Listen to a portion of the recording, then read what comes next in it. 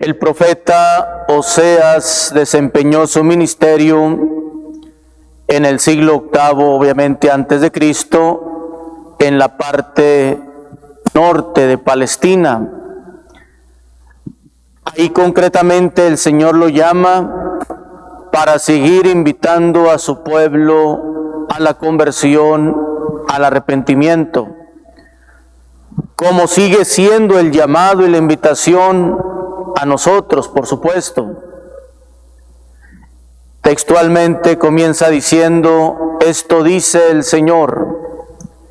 El profeta es portador de la palabra de Dios.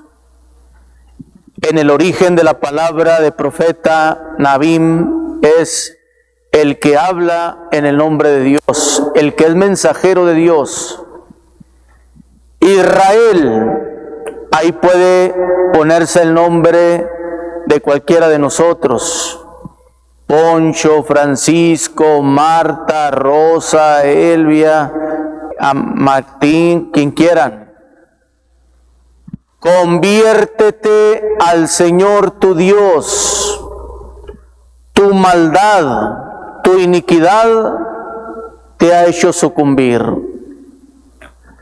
El profeta, en el nombre del Señor, le hace ver al pueblo, nos lo hace ver a nosotros, la necesidad de la conversión. Conviértete al Señor tu Dios.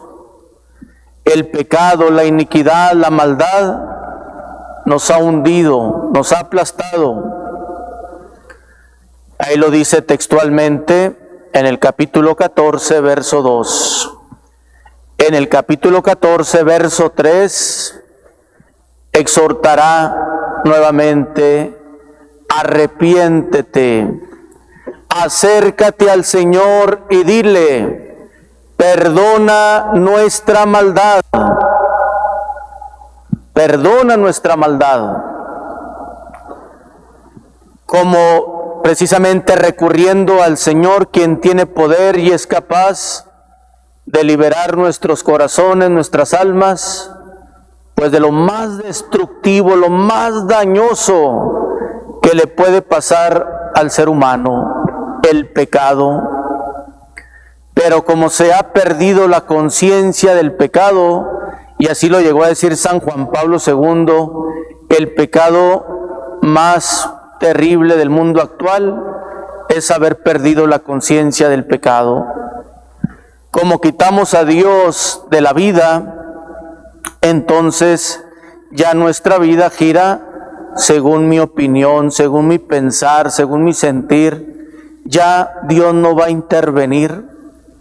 Ese es un ateísmo práctico. Creo que existe, pero no lo dejo actuar, no lo dejo intervenir, no permito que Él tenga la última palabra en mi vida. La invitación es: acércate al Señor, acerquémonos a Él, reconozcamos nuestro pecado, nuestra maldad. Dirá ya en el capítulo 14, verso 5, yo sanaré, yo perdonaré tus infidelidades. Es decir, todo aquello que le hayamos fallado al Señor. Y luego viene algo muy fuerte, no siempre lo traducen igual las Biblias: yo los amaré aunque no lo merezcan. Otras traducciones dicen: yo les mostraré mi corazón con largueza, como diciendo, abierto para que se acerquen.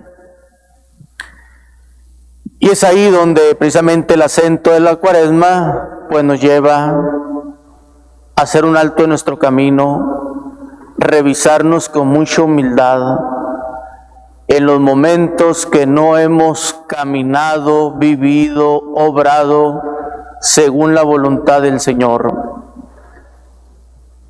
Precisamente el Salmo 50 va a decirnos, capítulo 6, he pecado contra ti, he cometido lo que a tus ojos es malo. Es reconocer, Señor, te he fallado. No he llevado una vida acorde a tu voluntad. En muchos momentos me he rebelado contra ti. He puesto mi vida por encima de la tuya. He decidido en muchos momentos excluirte de mis decisiones y optar por lo que yo simplemente quiero. En el fondo, pues es el pecado de soberbia, de orgullo. ¿Qué hay de fondo necesariamente? Pues la misericordia, la bondad de Dios.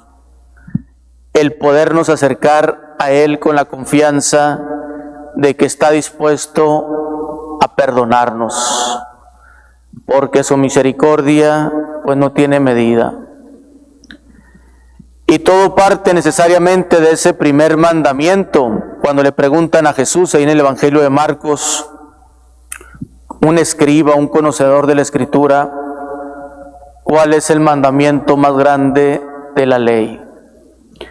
Jesús, que conoce la Escritura, pues lo remite inmediatamente al libro del Deuteronomio, capítulo 6, verso 4, 5, 6, por ahí. Escucha, Israel, el Señor nuestro Dios es el único Señor. Si no reconocemos al Señor como nuestro Dios, olvídense, todo lo demás se desfigura, incluso se va a caricaturizar si no ocupa el Señor nuestro Dios el lugar central. Escucha, Israel, el Señor nuestro Dios es el único Señor.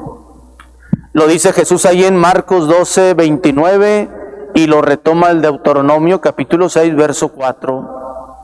Y luego en el verso 5, amarás al Señor tu Dios con todo tu corazón, con toda tu alma, con toda tu mente, etc. O sea, dale el lugar que le corresponde a Dios en tu vida. Si no está Él en el centro, si no es el eje donde gira nuestra existencia, nos extraviamos, nos perdemos con mucha facilidad. Y los profetas van a estar insistiendo constantemente, ¡hey! El Señor nuestro Dios es el único Señor.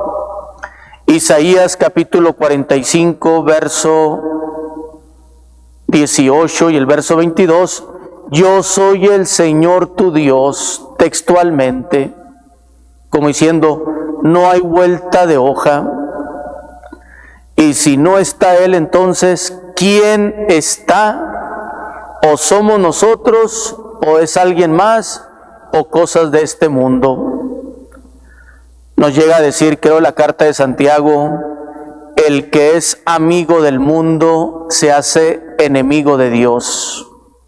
En pocas palabras, el que está atrapado aquí en lo temporal y no ve esa dimensión de lo sobrenatural, nos hacemos enemigos de Dios. Ténganlo por seguro, ¿verdad?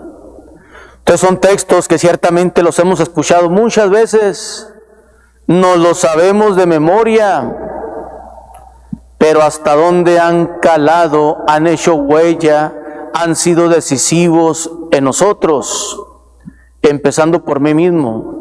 ¿Será realmente el Señor el centro de toda mi vida? Y desde donde depende todo mi ministerio, mi vocación, mi ser como consagrado.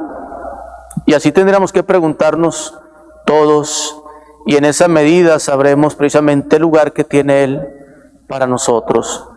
Vamos a pedirle precisamente en esta mañana que nos dé un corazón que lo ame como Él se merece.